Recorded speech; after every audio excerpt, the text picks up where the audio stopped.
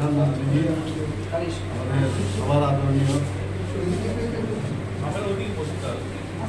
আমাদের যশস্বী প্রধানমন্ত্রী নরেন্দ্র মোদীজি,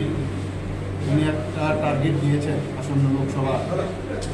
নির্বাচন সেটাকে সামনে রেখে উনি 370 টার্গেট দিয়েছেন। বিজেপি একা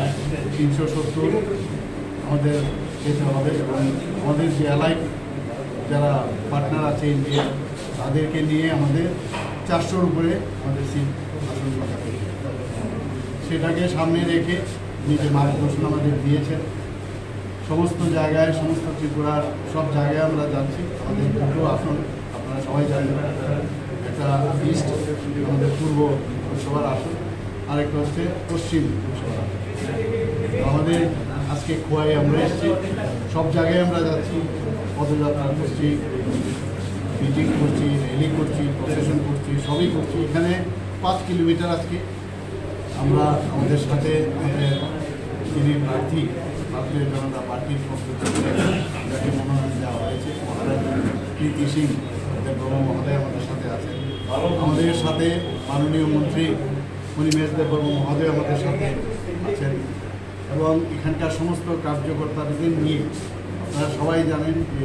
ভারতীয় জনতা পার্টি, আইপিএফটি এবং ত্রিপুরা মোর্চা আমরা একসাথে মিলে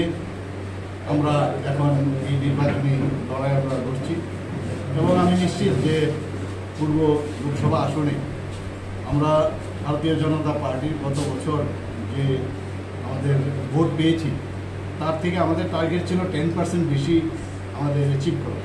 আমার মনে হচ্ছে যে এটা কত পার্সেন্টেজ হবে আপনারা দেখতে পাচ্ছেন, মানুষের মধ্যে একটা স্বতঃস্ফূর্ত একটা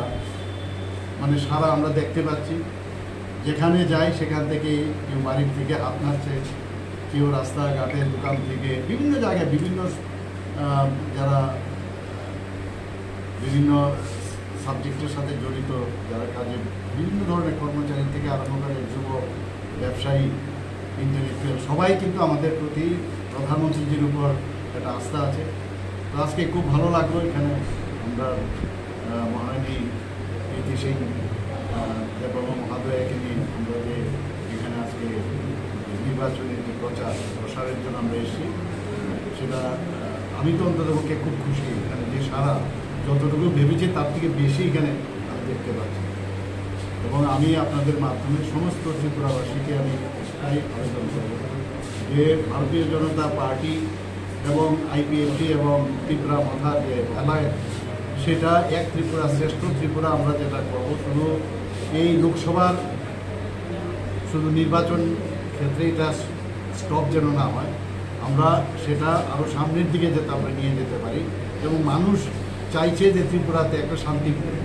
স্থাপন হোক, আমাদের শান্তিতে থাকতে চায় সবাই। আমরা আগে কমিউনিস্টদের সময়ে জোট আমলেও আপনারা দেখেছেন কি অশান্তির একটা বাতাবরণ ছিল, সেই জায়গা থেকে আজকে 6 বছরে কিন্তু এখানে শান্তি প্রতিষ্ঠিত হয়েছে। সেটাকে আরও দৃঢ়ভাবে জাতি জনজাতি মিলে আমরা যাতে সামনের দিকে এগিয়ে যেতে পারি সেটা সমস্ত ত্রিপুরাবাসীকে আমি বলবো যে আমাদের পূর্ব আসনে মহারানী প্রীতি সিং দেববর্মা মহোদয়কে এবং পশ্চিম আসনে আপনাদের প্রাক্তন মুখ্যমন্ত্রী এবং আমাদের রাজ্যসভার সদস্য শ্রী বিপ্লব কুমার দেবজি দাঁড়িয়েছেন পদ্মচিহ্নে এবং আশা করি যে সব মানুষ এই 2 ক্যান্ডিডেটকে এই ত্রিপুরার থেকে জিতিয়ে প্রধানমন্ত্রীর যে ইচ্ছা যে এক ভারত শ্রেষ্ঠ ভারত সেটা তৈরি করা সেটা নিশ্চয়ই সেটা